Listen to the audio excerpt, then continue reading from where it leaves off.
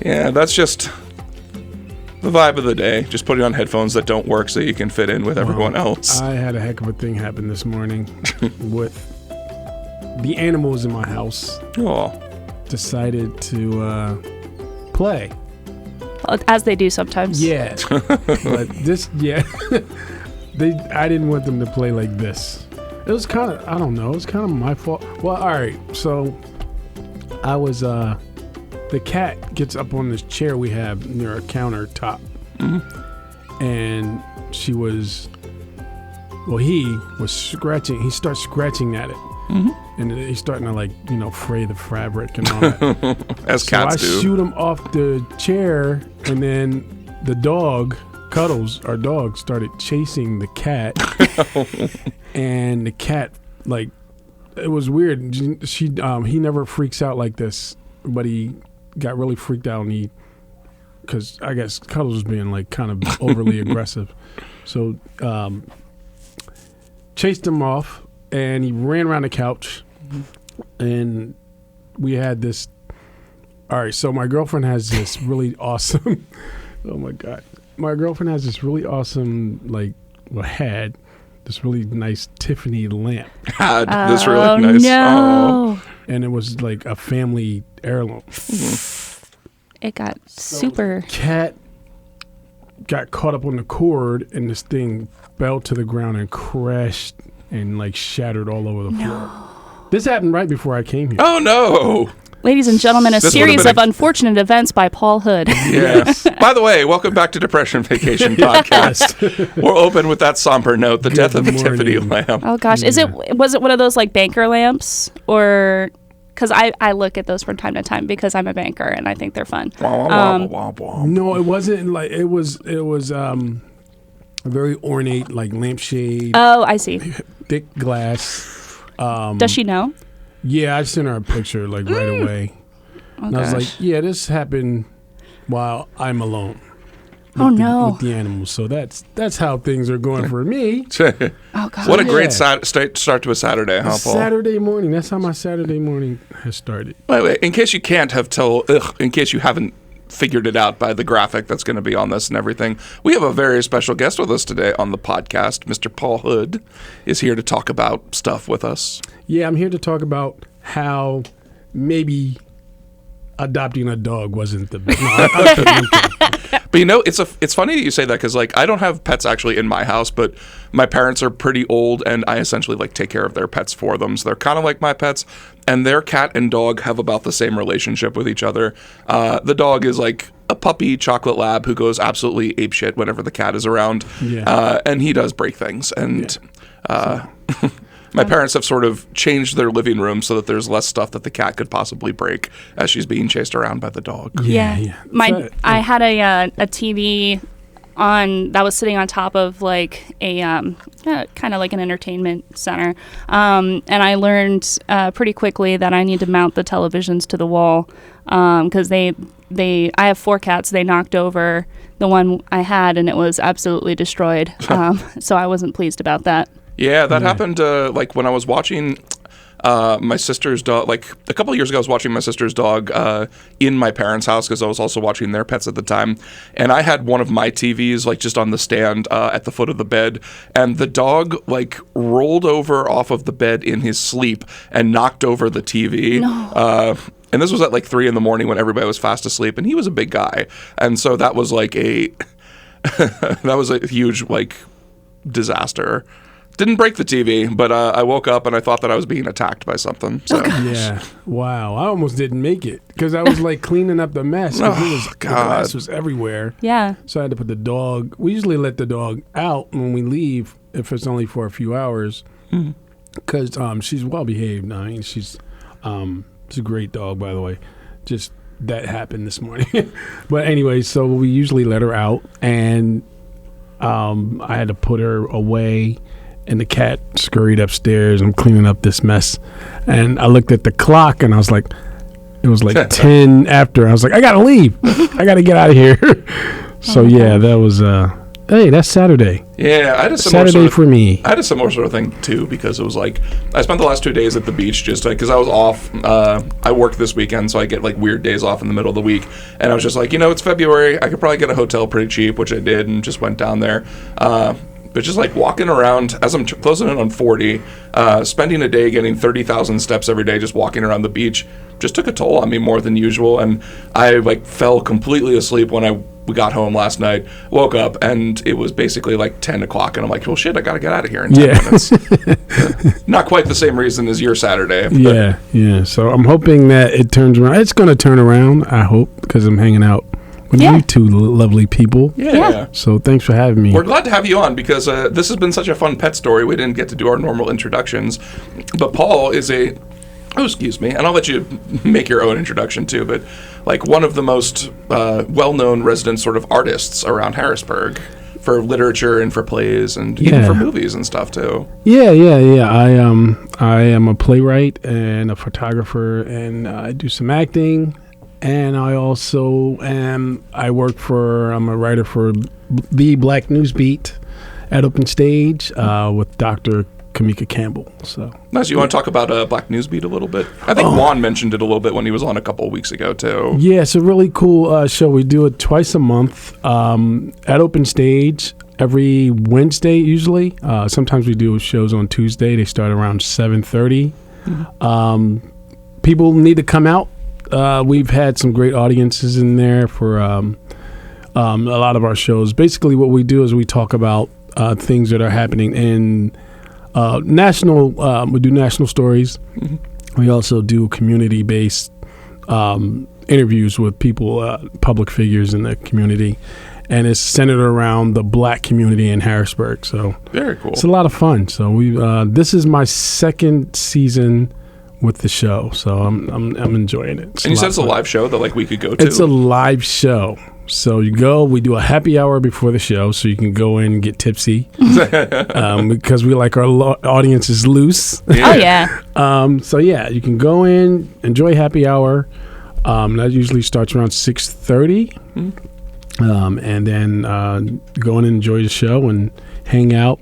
And we like our audiences to be lively and very enthusiastic and loud. So, yeah. Yeah, that's so I'm excited that you said that because I've never known that we could just go down to a taping of it. Like I've seen it on like your Facebook and a couple other Facebooks like after the fact, but if I'm off on a Wednesday, I think I'm going to go out to one of these at Open Stage now. Yeah. That sounds pretty cool. Please do. Yes. Shannon, you too. Okay, I will. Yes, please go. Yeah, Shannon, you are invited yes, as well. You are. Hooray! Yes. I like being included. Yeah, it's great. Like what you were saying about lively audiences too is like a weird art form with doing kind of those shows. Because I remember when I was out in LA, we used to go to like tapings of Jimmy Kimmel and stuff like that just for fun because like we were broke, unemployed for a while, and they were always free. And there were so many resources dedicated to just making sure the audience was screaming their heads off at any given time. And it doesn't come across that way when you watch it on TV. So it's kind of like the camera adds 10 pounds. It also subtracts 10 decibels from everything. So yeah, it's like theater. Everything's got to be bigger, you know?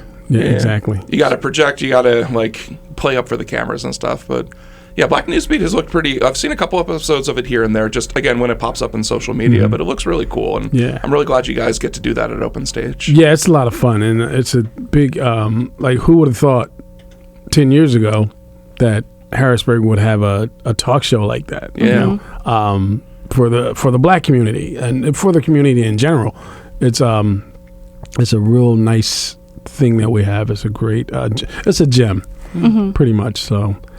Bring your friends, bring your enemies, bring your bring your enemies. Yeah, why bring not? No animals though, because they break stuff. Exactly. Open Stage has nothing but a collection of Tiffany lamps all over the place. So it's their trademark is the Tiffany lamps all over. It's just shattered all over the stage. Yeah, but I love that there is such a big like arts community in Harrisburg because when I first moved away from Harrisburg, which was like 13 or 14 years ago, there wasn't really a lot going on here. Like there was Open Stage and there was Theater Harrisburg, but they were kind of like few and far between. And then I moved back and suddenly there's an improv theater, the cinema is doing more stuff. There's so many different theater groups around, and it's just really, it makes the city so much nicer that there's so much art stuff and so many arts opportunities for people. Yeah, there's like things that are happening, and I'm like, I wish I could go to that, but I can't because I'm going to this thing, and then there's choices now, and things are. I like when shows sell out, even if I want to go. Yeah, like, I'm like, oh, people are showing up. That's been a cool thing with like the last two, because I don't remember hearing about a lot of productions sell out, like especially ones my friends were in. Like you could casually just go to whatever show you were available for, but like the show that Liz was in over in Oyster Mill sold out like its entire run, and what was it? And then There Were None was the show she was in. Yeah. And then Next to Normal has been selling out like all of their showings at Theater Harrisburg. Exactly. Like now, on the flip side of that, I wish that the straight plays, they call them, kitchen sink theater, we need those to sell out too. Yeah. But yeah, it's nice that people are just going and showing up for events, and our live music scene is one of the best around, I think. So I think it is the best. I think it is the best in this area in South Central PA. Oh yeah, I totally agree with that. I think that like the kitchen sink type of production starting to sell out is just going to be a byproduct eventually of like more people wanting to go out and see theater, but see quality theater too, because it's always been quality theater around here too. Like every time I've gone to a production that usually it's when a friend is in it or a friend produced it or something, I've always been pretty blown away by like the production quality and everything. Like I remember a couple of years ago, I went to go see just a random musical at Theater Harrisburg that they were performing at the Whitaker Center, just because a friend of mine was kind of in the chorus, and I was like surprised. I was like, this is like almost a Broadway level production here. Yeah. And I thought the same thing about Next to Normal too. So like the game has really been upped, and I love it. Yeah. Have you guys seen American Son at Narcisse? No, I'm planning to do that sometime. Does it run till next week? It runs till next week. Yeah, because unfortunately, working 12 to 8, I tend to miss pretty much all these things. But they always give me some weird day off in the middle of the week. So this is the first time I'm hearing of it. What is American Son? American Son is it's a very contemporary. It's a contemporary play about a couple dealing with their. So the main character, female, she goes to a police station. It opens with her being in a police station, and she's trying to get in contact with her son, who's not answering his phone. So, the officer comes out, and he's trying to calm her down, and it deals with like a lot of racial. It deals with race and how policing and a lot of things that are very like hot button issues today. So there was a film adaptation of it that was on Netflix, and I think Kerry Washington played the title, the lead character. But the cast for this show at not Open Stage, but Narcisse, sorry, they're amazing, and the lead female in the show actually was like, she got the part like the day before they opened. You're kidding me. And I'm not kidding. She went on stage and she was lightning, and I was sitting there going, wait, this woman, it was almost like she was part of the cast throughout the whole rehearsal process. That's one of the most amazing things I think I've ever heard with like theater stuff. Yeah. Just getting a role right before open and acing it. Like Yeah.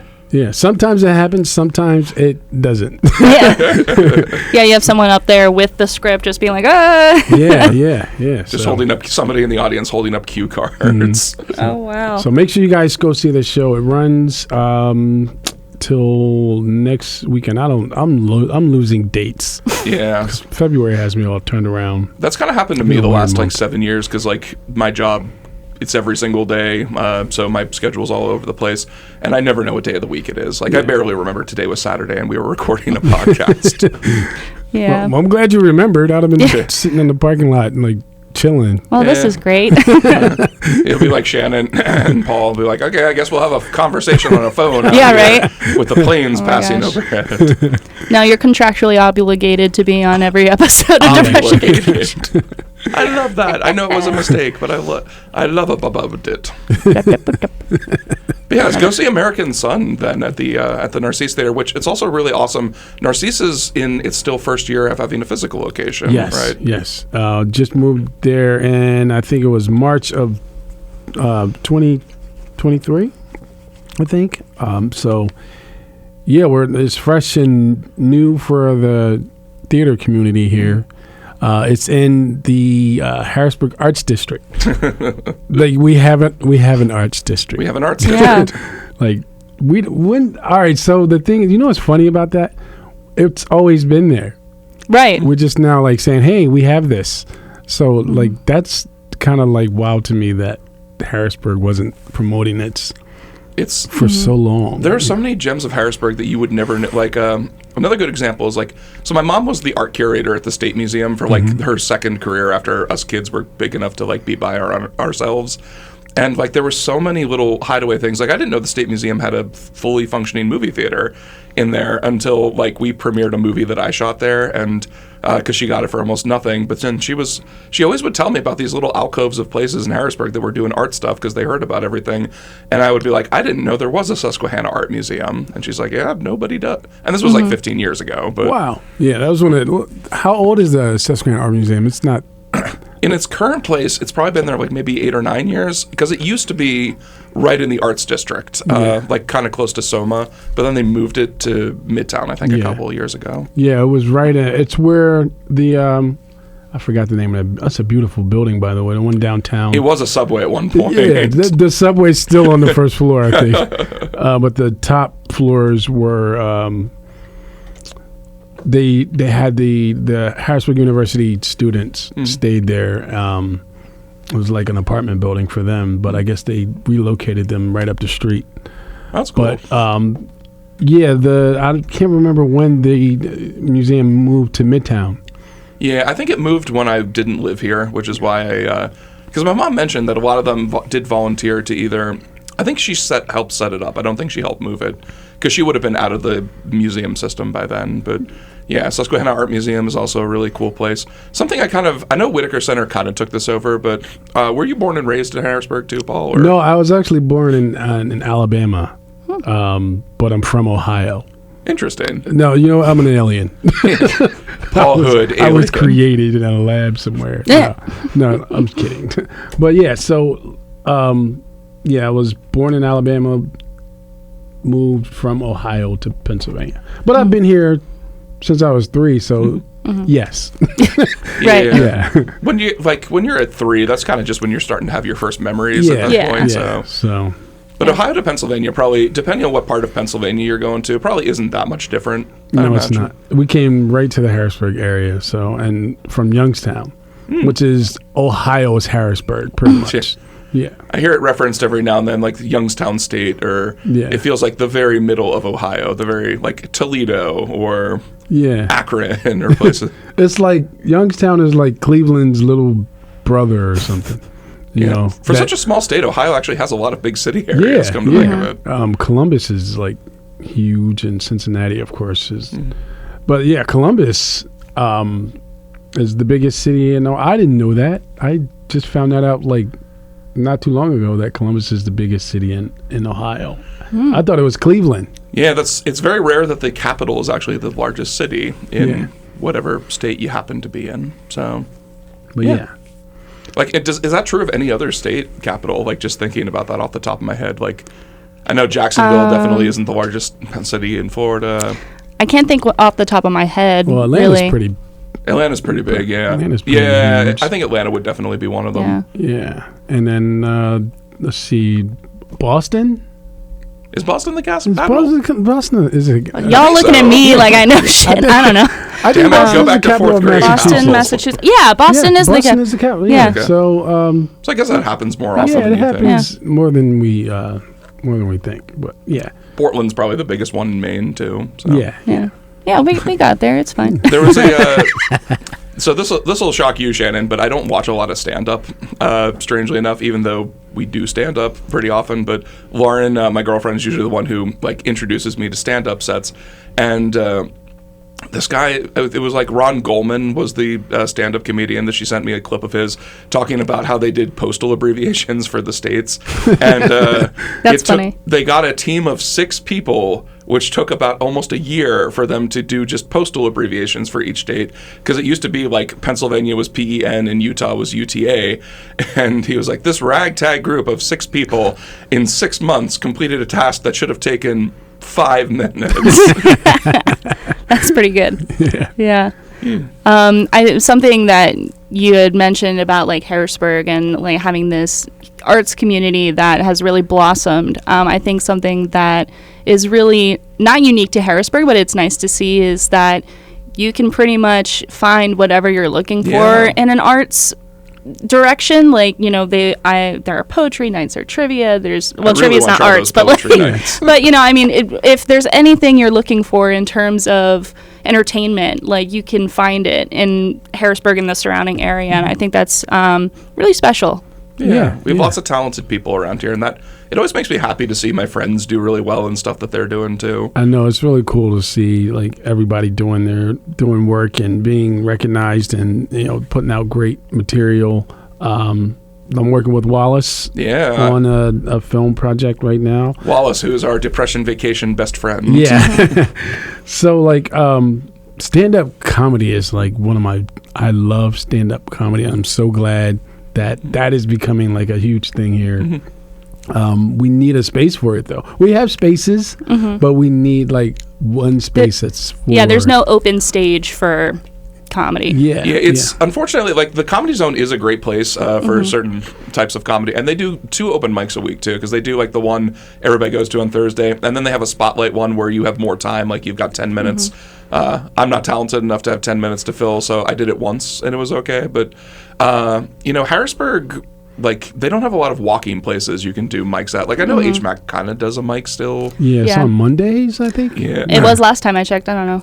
Yeah, because I heard Damien and Ron talking about that on their most recent podcast. So it still goes on. Just not a lot of people go to. Like, they were talking about how they had 15 people there, and that was a really good crowd for them.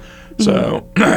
I think that's something. So, firstly, I think open stage wasn't my best like illusion there. Like Harrisburg Improv Theater, like that's all improv. Like we don't have a space like that that's like all stand up or all comedy, I guess. Yeah, improv and stand up are cut. It's weird because they're brothers. Yeah. They're brothers that I don't think really like each other very much. They're twins, and I don't know. Because like it's funny, like and I talk to people about this a lot because there aren't a ton of people that like do both of the stuff, and I'm not really that good at stand. Like I would consider myself, I think, more of an improviser than a stand-up comedian, and but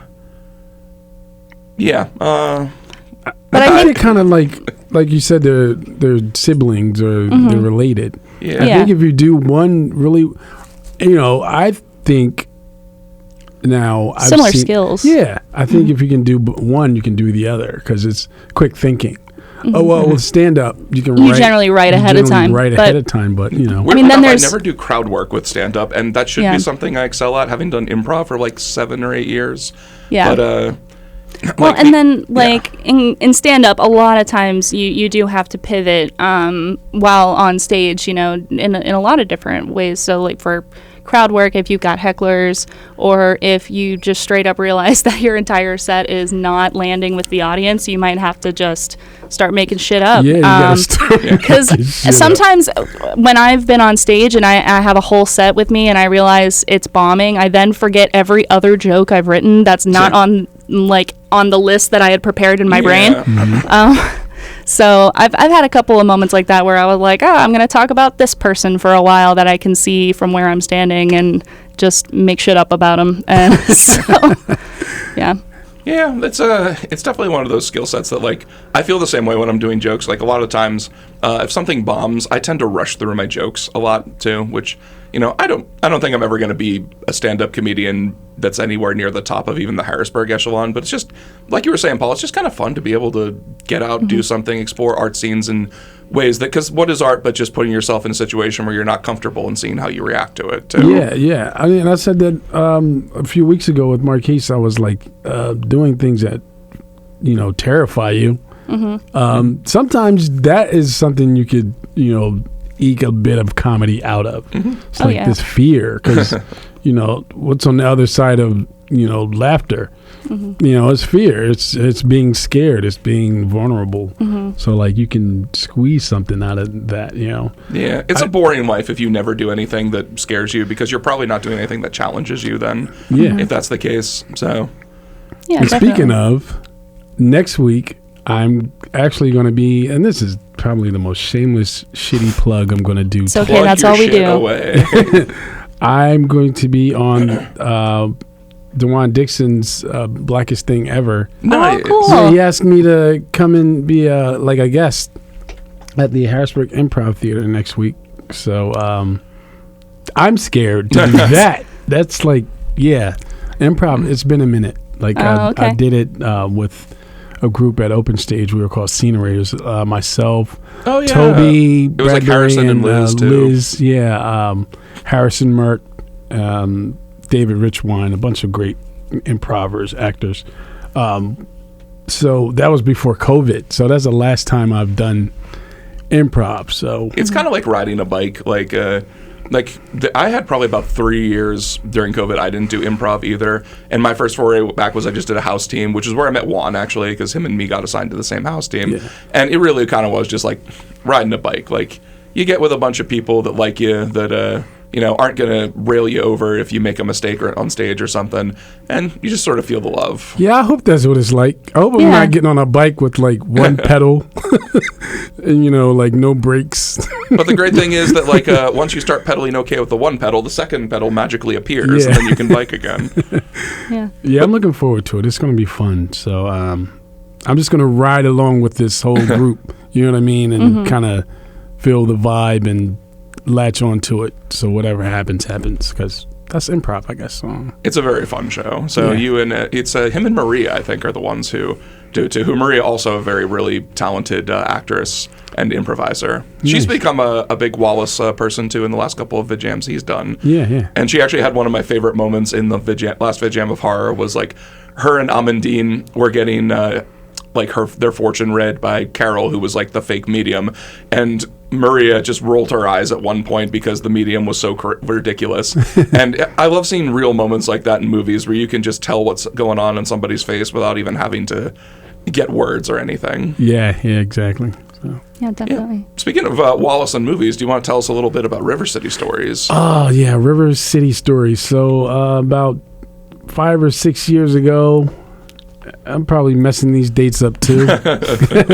But Wallace, we were talking about working together. We've always been talking about working on something. So it's like, let's just hang out and talk about this idea we have. So I went over to Wallace's house. We sat out back.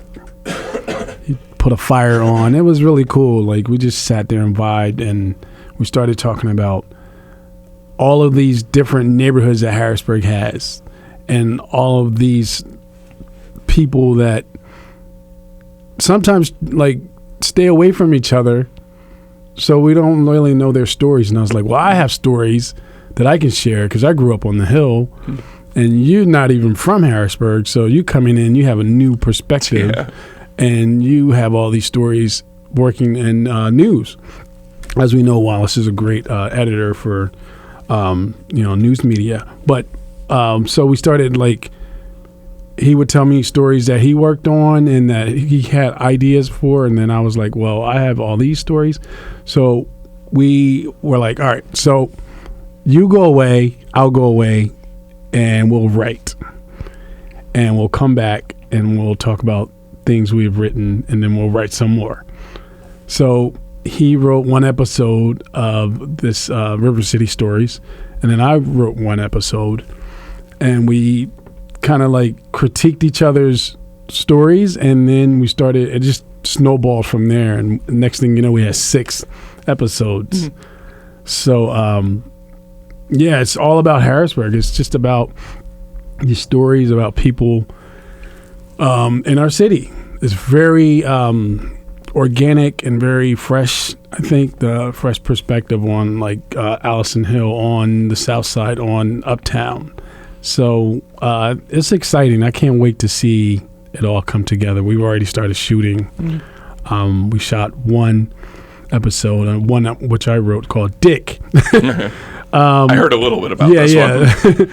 So it's basically about 2 guys dealing with their frailty and aging, and like not being quite the men they thought they would be at their age. Oh man, I'm gonna relate to that so much. Oh yeah. So, and I just turned 50, so like I'm there. I'm in that spot.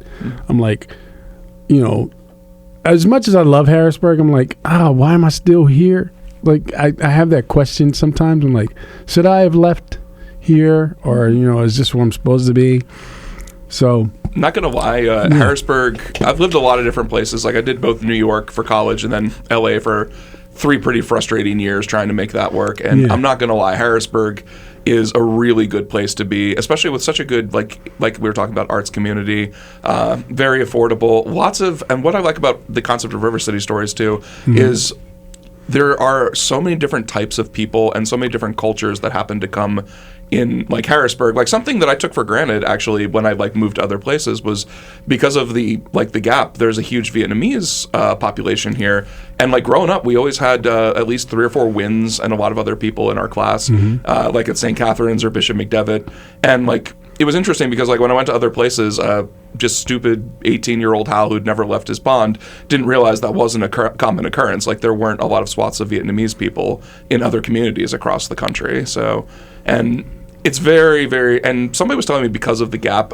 this is a big redistribution area for immigrants.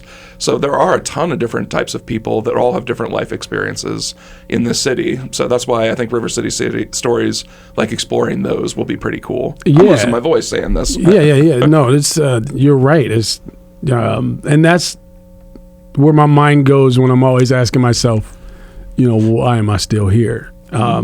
First of all, I stayed here because I became a father.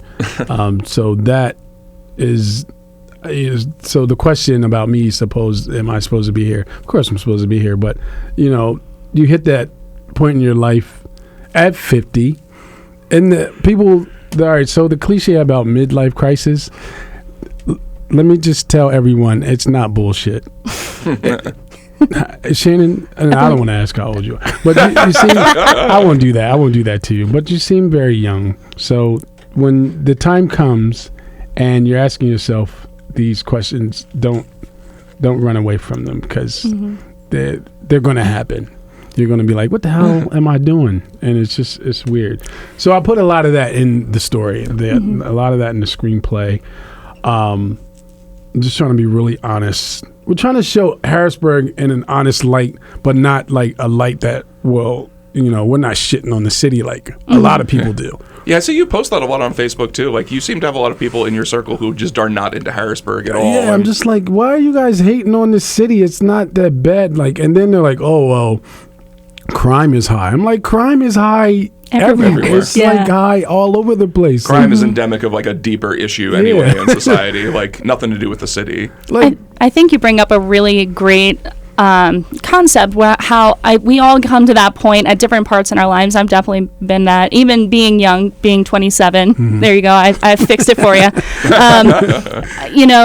I've had that a few times. Before the pandemic, there were plans for me. I was gonna move to Arizona and things like that, and so staying here through the pandemic.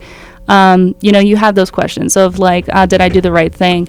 And I think what's most important is not always looking necessarily for greener pastures, always looking for better and chasing something, but it doesn't mean you have to run to somewhere to chase that thing. Yeah. And I think what's really important is wherever you find yourself, investing in your community and making an impact and being the best that you can be in the space where you're at, and impacting the people around you. I think that's the most important thing, and that's how you know that you're in the right spot, is that when you're doing that. Yeah, that's a great point, and that's what is happening now with us, with our people, with the arts, and with even in political circles, people are no, they're really trying to advocate for how great this area is, and it will be, but then there's those haters that are lurking in the shadows, right. And you can be honest about the space where you live and point out those things that you wish would change,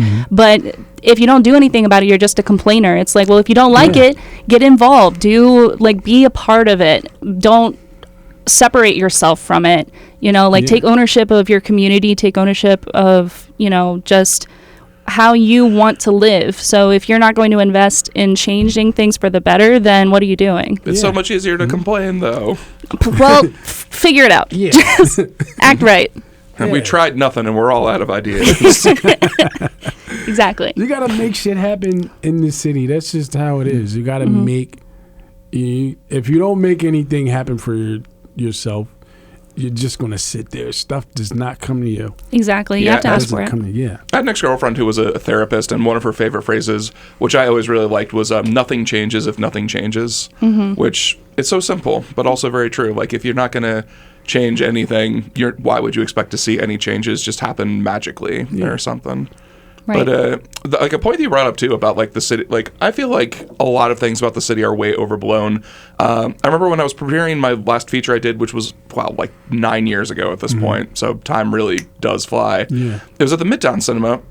And I was telling some coworkers, mostly coworkers who live in like Camp Hill, Mechanicsburg, or places where they don't interact with the city very much. And a lot of them wouldn't come into like Midtown Harrisburg to watch the movie because they said they were afraid of the crime or whatever there. And I'm like, you're talking about one of the like gentrified sections of like Midtown Harrisburg. Like, I think maybe it was an excuse that they didn't want to see my movie, but it just felt like an odd argument to have with somebody in general, especially like I've lived in the city pretty much my entire life, although, you know, in sections that are somewhat more white and affluent, but I still hear this from witnesses occasionally in my line of work too, because we get people from all different wakes of Pennsylvania, and the people around the Harrisburg area are quick to be like, "Oh yeah, Allison Hill is a mess," and I'm like, "Well, not really. It's been on the up and up a lot lately. They have beautiful houses there with like great architecture. People have been really like moving in and investing in the neighborhood, and it's been getting a lot better because I drive through it pretty much every day, going to the city or going to, you know, wherever I'm going, and you know, it's tough to break that like reinforcement because they're just in a circle of people who also don't interact with the city of Harrisburg very much, and they're all kind of like their own echo chamber until somebody interjects something else. Yeah, that whole, oh my God. There is a big stigma. Yeah, and it's persistent too around that area. I don't understand. Like, all right, so, you know, I've lived in Harrisburg long enough. I have seen, and I grew up in like Middletown until I was like 11. So I had that mindset that these people have now, like that won't come into the city. Like my mom would be like, "You're going to stay with your cousins this weekend." And I'd be like, "Oh, I hate Harrisburg. I thought Harrisburg was like New York City when I was little." Same here. Weird. Right, yeah.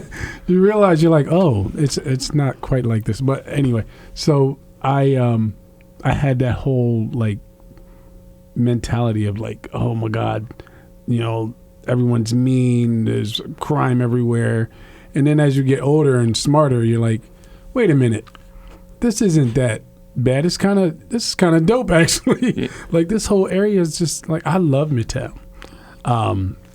Yeah, I make fun of Midtown because you know, Hal has seen my post on the Midtown page. About the cat owners and the Midtown page is like I don't pay attention to it anymore. People complaining about parking. I'm like, parking? Really? You're still talking about this? Like parking? Can we stop talking about parking? The funny thing is with parking, like I lived in Midtown for about 2 years, and if you are smart and you know the area, there are free parking availabilities everywhere. I know all the parking hacks. I offer them. I should write a book. Yeah. I should write a book on... Or do your own Harrisburg podcast on where to park. Yes. I talked to Tara Leo Aki about doing a Harrisburg for Dummies like book. I was like, we should do a Harrisburg for Dummies book. Yeah, I'd be down for that. Yeah, like that would be fun. And then we can like tell people, look, if you park here, you can pretty much keep your car there like all day and you walk, don't get a ticket. Either walk wherever you want to, or because it's a very what's the word I'm looking for? Like traversable city. Yeah. I mean, I've done that all the time. Like I'll park somewhere and I'll just go around and, you know, and I feel like mostly perfectly safe walking, but as safe as any woman walking by herself can never feel safe. But, you know, walking around like the Capitol and area and Midtown area, and that's place where I spend most of my time if I'm in Harrisburg, just because that's where everything is. You know, like it's really a fun place to look around and see what's there. And there's also that kind of camaraderie too of like, you know, generally people are good people. And so Yeah. I mean, crime happens, like we said. It's a, I don't want to beat a dead horse, but it happens everywhere. Yeah. Right. And like, so like when people start trashing Allison Hill, well, my old, like where I grew up, I'm like, no, you just go up there. Just, get out of your little bubble and take a drive up. Sometimes I'll drive down Derry Street on purpose, just because I'm like, I just like that energy. I like seeing people like everywhere, and it's a very bustling part of the city that people don't realize. They're like, nobody's out here. There's nothing to do here. There's nobody here. I'm like, no, you're not here. Right. You're keeping yourself, like kind of put away. So you're not here. We should make a T-shirt that says, "You're not here." You're not here. No one will get the joke, but us. Add that we to specialize in T-shirts. Growing collection of merch that we're never going to put together. I know, right? But it's also like this is something that happens with my parents a lot too, because my parents are also kind of in a weird bubble for a variety of also what they consume news-wise and whatnot. But they've also been like Bellevue Park residents of Harrisburg for probably 35 years at this point. And like my own mom will tell me, hey, don't walk down by the ponds at night because that's where they shoot all the guns at. And I happen to have a friend who, there are occasionally you'll hear gunshots around, but I grew up with that. That's just kind of the way of life. And I have a friend who lives like right overlooking the ponds, and he says, yeah, I've seen people shoot guns there. It's basically they shoot for target practice into the pond, and it doesn't happen very often. So like my parents are actually kind of afraid of their own neighborhood, which is a little bit sad because like, despite my mom is always like, don't walk the dog down by the ponds. I do it every day anyway. Yeah. Guess how many times I've seen people firing guns into the ponds? 0. A big fat 0. Night, day, whenever you have it. So it's just like over exaggerations of small problems that you're making out to be a mountain, essentially. Yeah, Bellevue's amazing. Like I had friends that used to live by there, and I would dog sit for them. And I would walk. Jake, his name was Jake. Rest in peace, Jake. He was a beautiful dog. I would walk Jake down through Bellevue. And this summer, it was like August. Let me just say this real quick. This is a sidebar. Bellevue is a great air conditioner. So many trees. Yeah, so in the summer, if you're ever really hot and you're hanging out in Harrisburg and you want to cool off, go take a stroll through Bellevue at like 7 p.m. Yeah. When the sun is just about to set. And it's the most, it feels great. That's a great neighborhood. That's a great part of the city. See, and people don't know that exists. Yeah. Well, which is strange to me. It's funny, whenever like I've invited, because I ended up buying a house back in Bellevue after growing up there. So I actually just even returned to the source. Yeah. And like whenever I'll invite people over to my house, they'll kind of be like, they'll have to go through like Berry Hill or someplace to get there. And then they'll get to Bellevue Park and they're like, I had no idea a place like this existed in the city of Harrisburg. And I'm like, yeah, this is my home. This is where I spent all of my years. And it's really nice. It's woody. There's lots of like wildlife. You can stage a lot of different movies there too. Like I've shot so many things. Like a lot of times when we're doing a vid jam, we'll just be like, meet at Hal's house because we got woods on one side, we got a house over here, we got streets and ponds over here. Yeah, so you can make it look like so many different locations. It's a great. I'm surprised. Do they do the house tour thing? And they used to. Yeah. My house would never be on it because it's a disaster, and I still never cleaned up all of the blood from the murder basement vid jam. Murder basement. Oh, yeah. I did a vid jam in my basement a couple of years ago where Shannon was murdered. Wait a minute. When you said murder basement, I was like, there has to be. If you wouldn't have said vid jam, I was just like, wait, somebody was murdered in your basement? See, here's the thing. I am trying to buy a house. And do you know, I've been looking for, like, I'm just like, there's got to be one house in the entire, like, because I'm looking at Lebanon because that's where I work right now. I'm like, there's got to be one where a murder took place. Like, just let me have that one. You want that? I do. First of all, I don't believe you were just saying you was looking for a basement and there were no basements in it. No. I just, like, I think that would be really cool to live in a house where a murder happened. And then people would come over and I'd be like, this is where a murder happened. And they'd be like, that's so cool. And I'm sure somebody in Lebanon got murked in their crib at some point. A lot of people are convinced that there is some sort of ghost in my house too. Like, my ex-girlfriend, who only was ever at my house one time when I was just moving in, was like, there's no way this place isn't haunted. Apparently that was one time too many. Yeah. Lauren thinks that there's a ghost in my toilet because the toilet upstairs doesn't always flush on command like it's supposed to. And she's pretty sure that that's what... And her it's dog called will a plumbing problem, Hal. You call a plumber for that. Yeah. Not Ghostbusters. How you said on command? Like, how does that? Like sometimes you'll hit the flusher and it just won't do what it's supposed to. You said flush and the toilet was like, okay. Nah, my Alexas haven't gotten there yet. But I don't know if this was just a fever dream or whatever, but last night I woke up a couple of times in the middle of the night like you usually do, and I was pretty sure I heard music playing from someplace in my house. It was the toilet. Yeah, it was the toilet. The toilet was singing. Sentient toilet in your house. Yeah, I'm pretty sure I think we're grabbing on to the next vid jam here. Yeah. Smart House, the ghost. The title of the movie for this toilet would be "Let Me Live." The toilet says "Let Me Live," a Hal Kramer film. Voicing the toilet, Wallace McKelvey. Yes.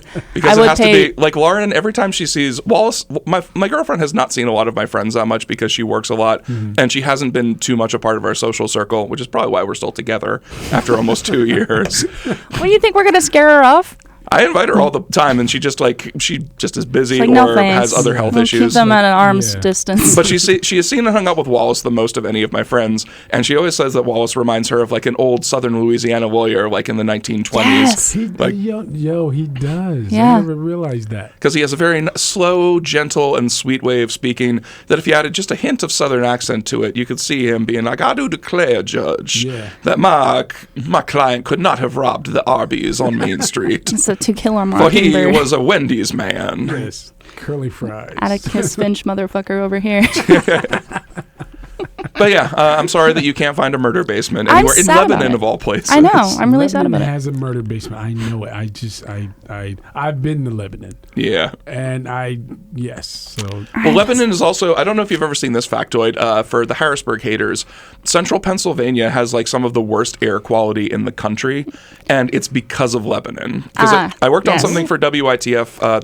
It has a waste treatment plant there, and so all of Lebanon smells literally like shit. Not just waste treatment, but there's a lot of meat Lancaster packing in industry too. So Yeah, there's a lot of industry there and that kind of thing. And we were having an issue with our sewage at work, and I think that's why I was in the hospital a couple of weeks ago, because the exposure to like sewer gas. And you want to live in this place? Anyway, I mean, so where I want to live is not where the sewer gas was, but anyway, yeah. So, I mean, but there are some, I think this goes back to like, there are some really like amazing gems in this area, like, you know, in the Harrisburg, like up towards like Lebanon, like Anvil. I currently work in Cleona, which I had never heard of before I started working there.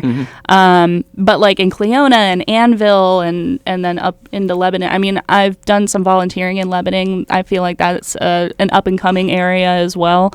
And you know, you gotta look at your community and, you know, find what's there. Well, I guess it is the Allen and Anvil. Is that where that's at, the theater? Yeah, it's right by. Yes, it's right by Lebanon Valley College. Yeah, it's not for the college, but it's right near the college. Yeah, it's like that. Yeah, it's downtown Lebanon's not a bad place either, because Lauren and I occasionally have spent like just a day wandering around there because she gets her car serviced down the road from there, and there's a lot of game stores, believe it or not, in downtown Lebanon, and there's a market, and you know, there's a lot of cool. Like, I feel like these are places that are staples in a lot of Pennsylvania towns that nobody talks about, and there's cool places pretty much anywhere you want to go, but especially Harrisburg. Yeah.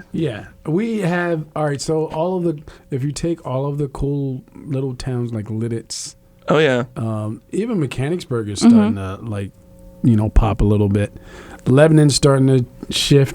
My oldest daughter was born at Good Samaritan, so I spent a lot of time in Lebanon. But Lebanon is starting to like, you know, do the shift. But Harrisburg has, if you take all of those little areas, that's Harrisburg to me. Like Harrisburg, Steelton, even Camp Hill. Yeah, Stilton is just like on the cusp. Of it's getting there. Like this really cool extension of like downtown Harrisburg. You know, it's like what, 5 minutes in a car, you're in Stilton. Yeah, just about. Yeah, people get mad at me when I say Stilton is South Harrisburg. People I know from, so we had a lot of kids from Stilton growing up who actually started coming to St. Catharines at one point. And then lots of them in McDevitt. Like, McDevitt was a huge portion of Stilton people, and they really didn't like being classified as Harrisburgers. Like, it has its own culture. A lot of, like, strangely enough, a lot of Croatian people were, like, all my friends came from Croatian immigrant families there that were from Stilton, and they did not like being lumped in with Harrisburg whatsoever. Yeah. I piss a lot of people off when they're like, oh, I live in Colonial Park. I'm like, you live in Harrisburg. You live in Harrisburg. What's dude. your address? Mailing address? I live in Union Deposit. No, you don't. You live in Harrisburg. Yeah. I hear people say I live in Winglestown a lot more now, and I'm not sure if Winglestown has its own address either, but It doesn't. That's what's strange about, that's what's confusing about this area is like, people are like, oh, I thought I lived here. Like, people that have relocated to Harrisburg. They're like, oh, I thought I lived here, and I'm like, no, you live in Harrisburg, and they seem so disappointed. Like, you still like it, right? And I'm like, yeah, like, well, you like Harrisburg then. Harrisburg's a beautiful, like, another thing too, because I know I've run into you occasionally when I've been doing the Greenbelt back when I was 100 pounds lighter and could bike a lot more. Oh, but the Greenbelt, lovely. It's beautiful. Yeah. It's so fun to do the Greenbelt because you discover like all these unknown gems of places, like, and a lot of them are good filming locations because that's always what I think of, like a lot of babbling brooks and a lot of like just scenic places that you wouldn't, a lot of abandoned houses on the Greenbelt too, which is pretty cool. And like that's where you really get a sense of the city from, I think, like riding especially like Fort Hunter down to Front Street, just like taking that route there with all the bridges, with the river. Like there's so many beautiful, one of like, because my Marine is just scattering around right now. My grandfather lived with us until he died when he was about 99, and he was kind of like checked out the last few years of his life. But one of the things he always loved is I'd take him on drives just circling around the Susquehanna, like going down, starting at Fort Hunter, going all the way down to Harrisburg, and then going to Marysville and back. And he just loved the scenic view of the Susquehanna, like just looking out the window and feeling the breeze. So it's a very scenically beautiful river valley, honestly. Yeah, we gotta make this Harrisburg for Dummies book happen. I think so. And I want everybody to be a part of it. Like everybody to have a quote about what they like and what they don't like about, we got to be, there's some stuff we don't like about the city. Of course, it's definitely not a perfect town. Like, I guess the crime is something, but like what we were establishing, the crime really isn't really that much out of the median of what crime is anywhere else. So. Parking sucks, has been established in the Midtown Harrisburg group. Well, and things are about to get even more crazy with the 83. The expansion. They took out River City. They took out the place that was the title of River City's story. But one of my favorite places, and they took it away. I know. Lauren and I drove past there the other day on the way to a game shop in Steelton, and I'm like, "This is where our karaoke bar used to be," and it's just a dirt hill now. Yeah, now it's just It's heartbreaking. But I will say this, because I'm trying to be more optimistic. When it's done, I mean, I'll be like 60. Yeah. When it's done, it's going to be amazing though for like the whole area. I think I think more things are going to come here in. because the excesses. Because right now it is kind of like frustrating to drive. Oh yeah. Through that bottleneck.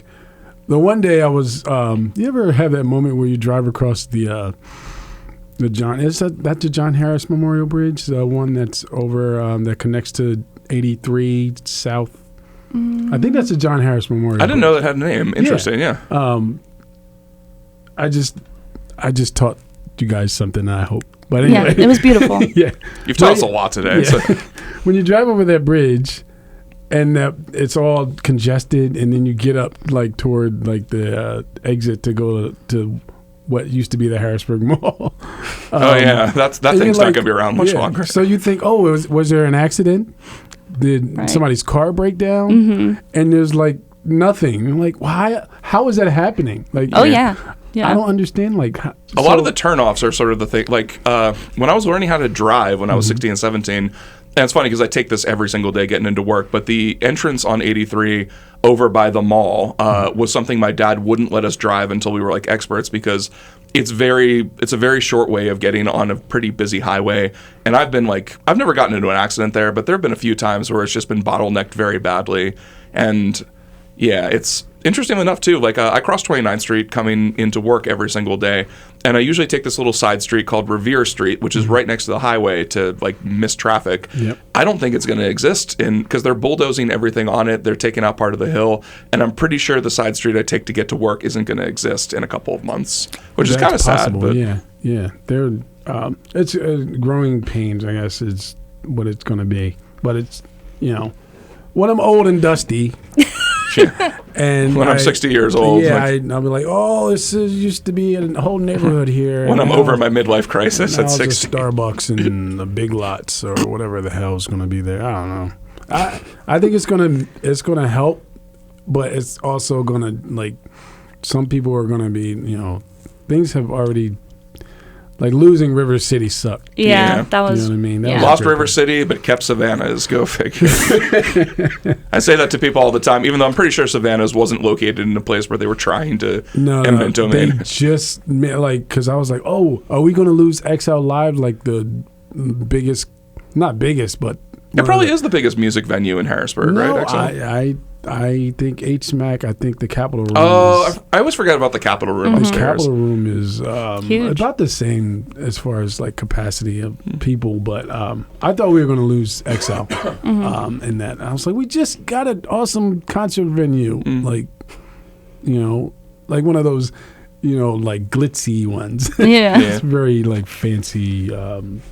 Concert venue, but yeah, my sister's boyfriend is in a pretty prominent No Doubt like tribute band, and they play a lot of like places around like South Central Pennsylvania, and they actually played there for a couple of shows a couple of summers ago, which I was kind of like, well, I guess XL is like getting the bigger bands now because they're like a pretty big cover band in the area. Yeah, big shows there. But no, River City losing, that was a very big blow to.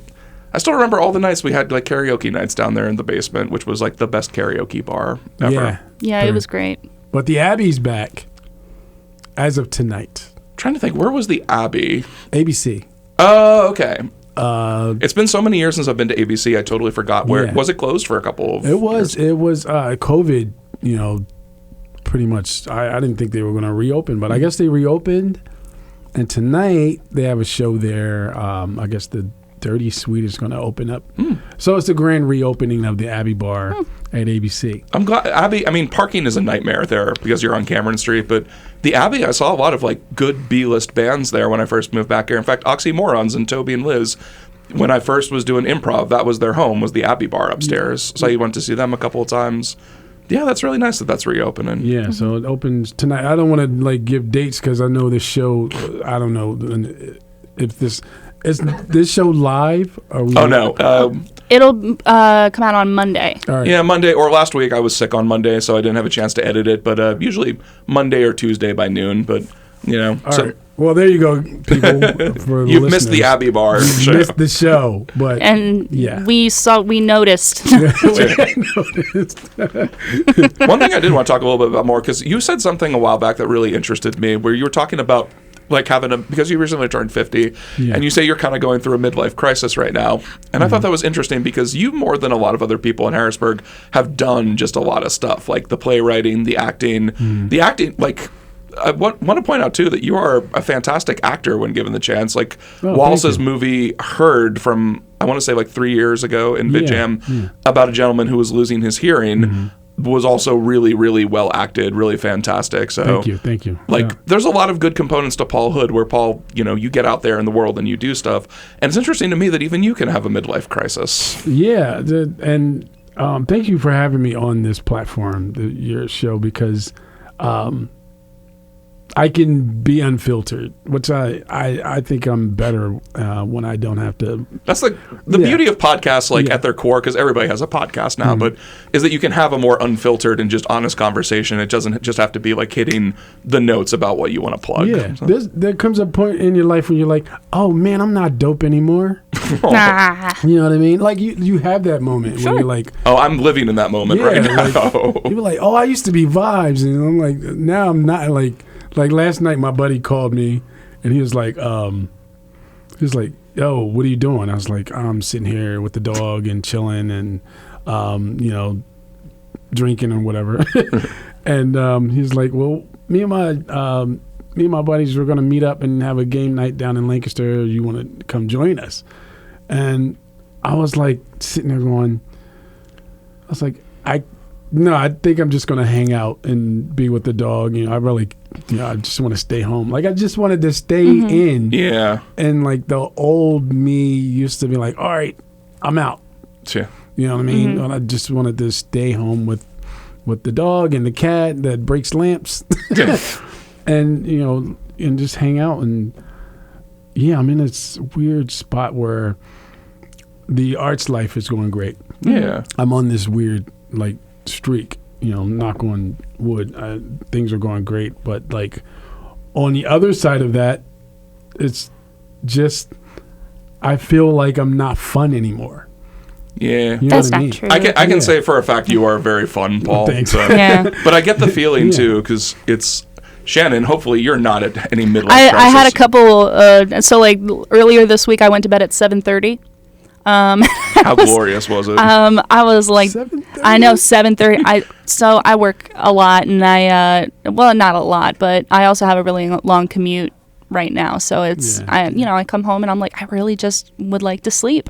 But from time to time, and I'm thinking back to like college days where, and it's weird for me to say college days because it doesn't feel like it was all that long ago. It probably wasn't. We're talking, I graduated from Penn State in 2019. So, it's been 4 years. It's funny because Ryan just actually asked me if I wanted to play like a Star Wars Battlefront with him, and my response was like, well, I played it once in college, and then I was like, fuck, college was 17 years ago at this point. Yeah. So, I have moments like that where I'm thinking like, oh gosh, I don't have any plans on a Friday or Saturday night. Like, I have nowhere I planned on being, and that's weird. So I feel like in a lot of ways I'm growing up into that, like, oh, now I'm doing gross adult things. And so I'm buying a house. I'm looking for a house and going through all these things. And I think that we put a lot of pressure on ourselves to be a certain way. Like, if you're just sitting on the couch, you feel like, oh, I should be getting work done. I should be doing something productive. Yeah. Or if it is Friday, Saturday night, you're like, oh man, I should be going out and hitting the clubs and things. And or there's something I should be doing, but really something Ryan and I have been focusing on is making sure we're not just sitting around waiting for the next thing to happen, like really being present and mindful of just the time and place that we're in and trying to enjoy just life instead of rushing around and all that kind of thing. So, I think it's a pretty universal experience. You probably have it a lot of different times in your life. Yeah. It happened. Like I used to kind of just mostly do nothing throughout most of college, but like the last year of college, I kind of had that oh shit moment where I didn't really do anything for 3 years, and so I started overloading my senior year of college. And like it never really stopped until COVID made me take a pause and reset.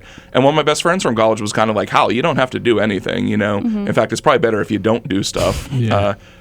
And so COVID was a really it was a reset for a lot of people. It reset, like, I was always going out and doing things before COVID, and sometimes I was like, first of all, I'm spending money that I should probably not be spending because I'm hanging out all the time and like trying to be involved and do everything because, FOMO was hard. Like, The FOMO had the grip on me like so bad. I was like, oh, I'm going to miss out on this. I'm going to miss out on that.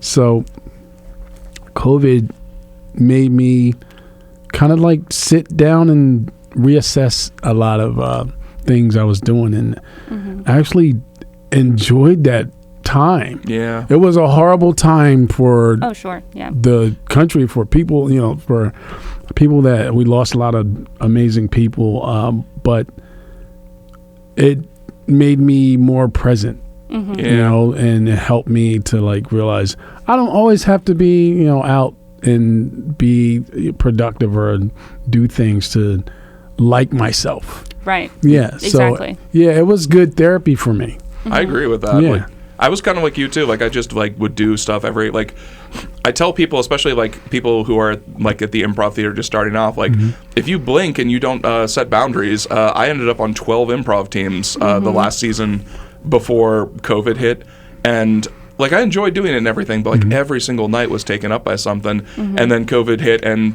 I do 3 improv teams now, and that's like my upper limit and for how much I can do. And I was grateful for, I mean, you know, a lot of people did have hard times. I was lucky that my job kept going the entire time through COVID. So I don't want to, you know, gloss over that, but I am also grateful that COVID like gave me an opportunity to sort of reset, figure out what was important, and just sort of, it kind of feels like the confirmation that you get like in, at least in the Catholic Church, where when you're 13 or 14, they have to ask you, like, you have to choose to actually want to go on with this life. And COVID kind of did that to me with like improv, with stand-up, because it was an easy, like, you know, if you don't want to do it, you don't have to anymore. You got an excuse that disrupted it. But I really enjoyed doing them, so I've kept doing them in a more measured way. So COVID was a good reset, I think, in that respect. Yeah, it was a good grounding for, you know, for myself, for a lot of people, I'm sure. I needed to be alone with me and not, and then like the whole like thing with the political climate at that time. I started to find out that a lot of people that I was hanging with weren't as like awesome as I thought. Oh, yeah, that's a tough realization. Yeah, so like that was, so like I have a whole new crop of friends now.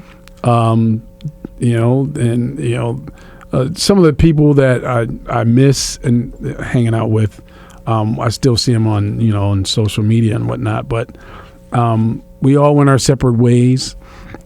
But you know, I lost a lot of friends that weren't really friends. Yeah. You know, I had to reevaluate my friendships. And I didn't feel guilty about disconnecting. And that was like a bit of like, I think I needed that kind of strength. I needed to you know, to hit that proverbial gym. And, you know, and kind of like strengthen myself. It really is a thing, like having to let go of it. Like it hurts sometimes, but at its core, like, especially like, I feel like the COVID political spectrum, I generally, before that, was kind of like more of the centrist, like, oh, come on, everybody, let's just get along. And COVID was very much an illustration. It's like, no, you know, don't be waiting there for them to shake hands because they don't want to shake hands with you, sort of thing.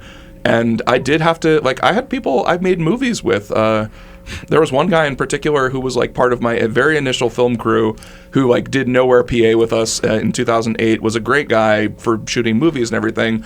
But like I only started finding out about his like garbage because the first screening they ever had for VidJam back after COVID, you needed a proof of vaccination, and he didn't get vaccinated at all. Then he was calling everybody in our group chat like a bunch of Nazis for not letting him in because he was unvaccinated. And then I started to notice a lot more problematic things he was saying, and eventually have disconnected from this person entirely. But I wish that was a unique story, but there's like at least 10 people I can think of that I was like, oh, so this is who you are. Best of luck to you. Yeah, when you sit alone with yourself for a little bit, you start going, all right, well, wait a minute. You have that wait a minute moment. You're like, let me think this through, you know, and then you really kind of like take account of like a lot of things and start to change it, hopefully, you know. Yeah. So the only people that I've sort of kept that with, that I haven't disconnected from, are my parents, because my parents, especially my dad, have very much gone off the deep end in the way, it's really mostly my dad, in like what he'll listen to news-wise. He was always a pretty uneven person in that respect, but the pandemic brought out a lot of things that were much worse in him, and he's a kind person at his heart too. He just has been like warped over 30 years of listening to angry radio and TV. And at one point I kind of had to just decide, because he and I got into a lot of like very bad arguments about really bad things he was saying during the pandemic. At least he's vaccinated, so we got that. But and eventually I kind of just had to be like, you know, you could either just completely hold him to account for his words and then lose the last couple of years you have with your dad, or you could just try your best not to talk about it and try to just do good things with him, like watching. I can always watch Steeler games with him because that's usually a source of little or no conflict, although he'll try. But yeah, I think that with your family members, that can be okay, because it was just like, I don't want angry right-wing people to rob me of the last years I have of my dad's life. Yeah. So then they win. Like, fuck them, seriously. Yeah. Fuck them. Yeah. So anyway, we got about 5 minutes left before we'll head on out of here. But you've talked a lot about the stuff you're doing. Is there anything else you wanted to plug? Because this is usually when we talk about like what's going on in our lives. Yeah. Let's see. March 3rd at Narcisse. I think it's March 3rd. Yeah. March 3rd, I'm doing a reading of a new play called Accessories for Fun. It's hard to talk about the play without spoiling it, but it's a almost like a mystery. It's like a spiritual mystery. Sounds like Narcisse is doing a lot of really cool stuff now that they got their physical space. Yeah, it's Narcisse has been great for me as a playwright. It's allowed me to share a lot of my work that I've written over the last decade. One of those plays being Kill Keller, which was well received by audiences. But yeah, so that's happening March 3rd at Narcisse at 2 p.m. It's one day, one shot. It's a reading. It's just a reading. So we're going to slowly workshop this play, hopefully, and produce it maybe a few years, like 2025 maybe, for the season. Readings are a really important aspect of that, like hearing your words actually read by. I've had a couple of readings, mostly in college, of scripts of mine I thought were great, and then they ended up being ridiculous, and it hurt a lot, but at least you know that it's not. Yeah, like when you hear it and you're like, oh, that doesn't work, but you can change it. It's not like, oh, it's done, you can't fix it. And that's what I like about doing the stage readings. But also I already talked about The Blackest Thing Ever. That's coming up on the 17th. It's a great show. I don't know if you knew this. I did The Blackest Thing Ever a couple of months ago. Awesome. It was me and Jenny Adams were the two people for there, and that was one of the more fun shows I've done at the Hit, because there was so much. The best shows that you do are the ones that have a lot of joy, and there's a lot of joy in The Blackest Thing Ever. So nice. I'm a huge fan of it. That's awesome. Great. Yeah. Keep doing it.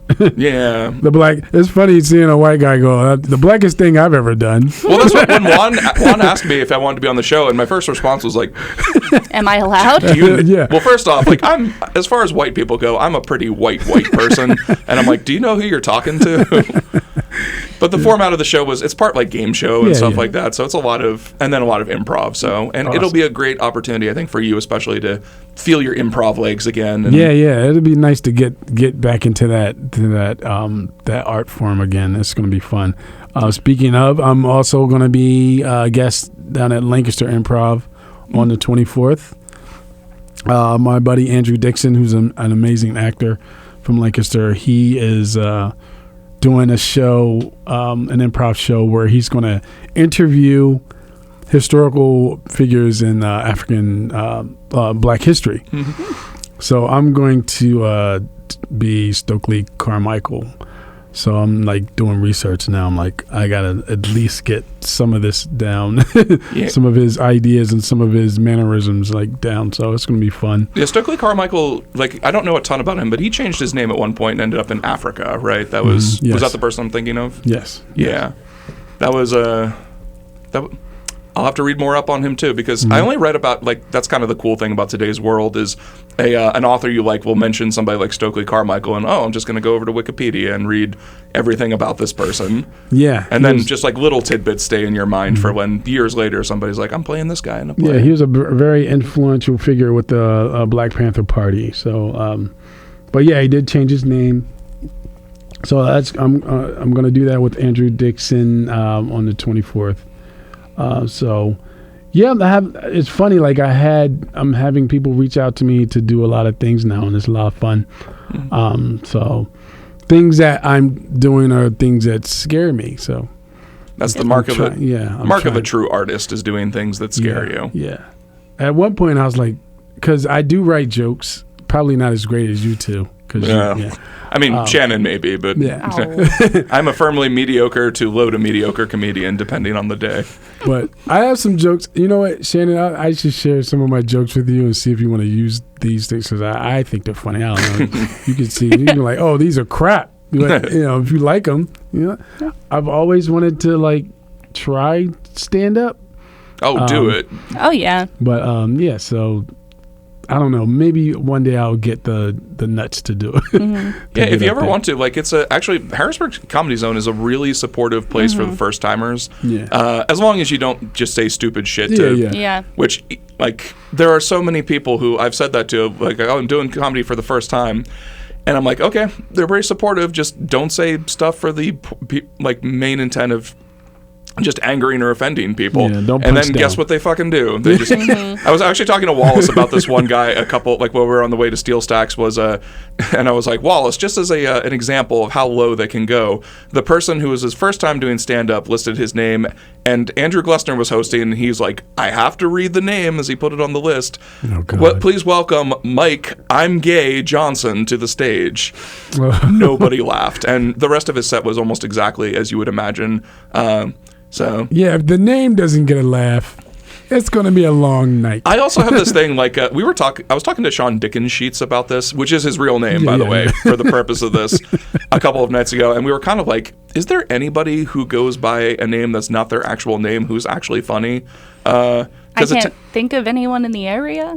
No. Off the top of my head, but like, honestly, like, I always tell people, because I've had a couple of friends go up there for the first time and just be like, Crotch the Destroyer or something like that.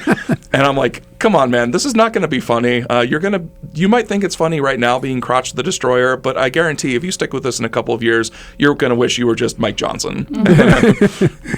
But no, Crotch the Destroyer takes the stage, and sometimes then you're stuck humor, with it. yeah, sometimes humor works better when you just yourself, like you just go up there and you're like, look, man, and you're honest.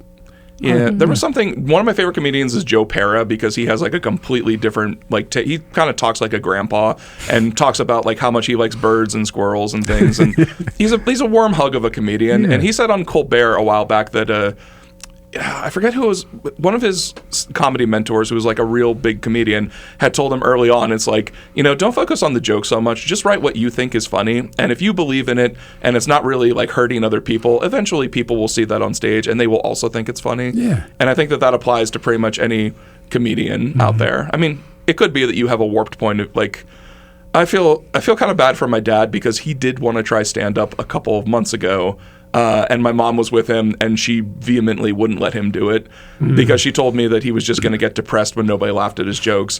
And my dad's brain does work in a way where he, like, a real joke he told me, hey, Hal, I took the garbage down the other night, and one of the cans was tipped over. Like, was this supposed to be funny? Oh, that's a joke. What's funny about it? If I have to explain it, it's not funny. Dun dun dun dun dun. But yeah, you should definitely try stand-up sometime, Paul. I think that you would be well received.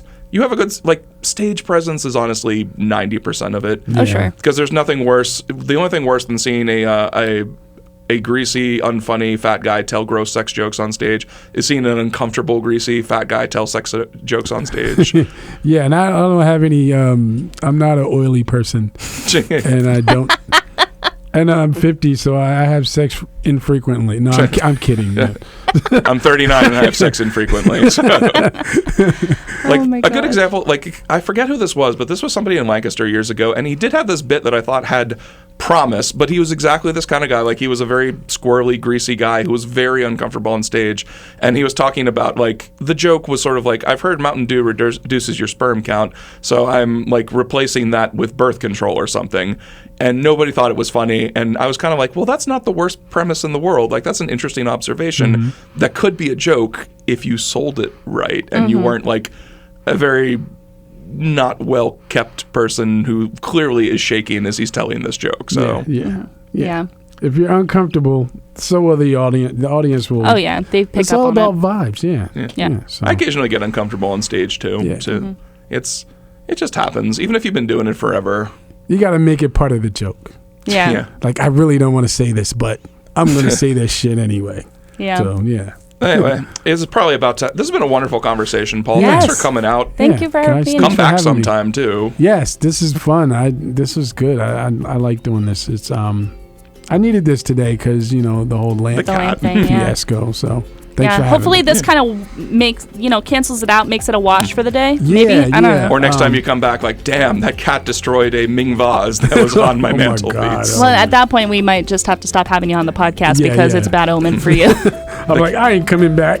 I brought the cat with me. And in other news, a local TV station burned down at the hands of a cat.